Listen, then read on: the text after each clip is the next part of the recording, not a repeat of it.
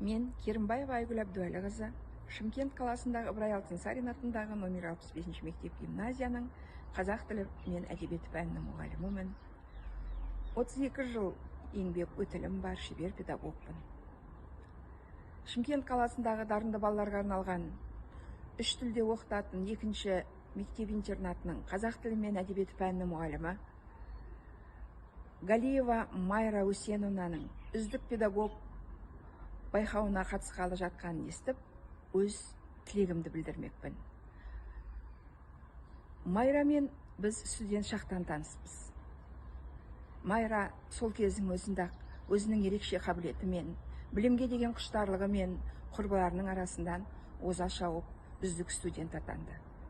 Бір өлеңі бір елдің мұрасындай, жыр жаза алмай жүрмін мен Расулдай деп Мұқағали ақын айтпақшы, Майрадай авторлық бағдарлама жазамай жүрген қаншама мұғалім бар.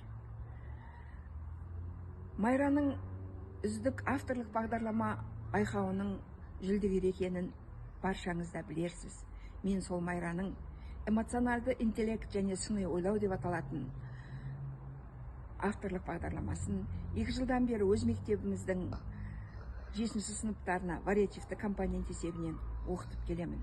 Жақсының жақсылығын айт, нұры тасын деген қазақ. Мен Майрадай ұстаздың үздік педагог болуға лайық деп ойлаймын. Және осы сында Майраның бәйгеден оза шауып келеріне шын сенемін.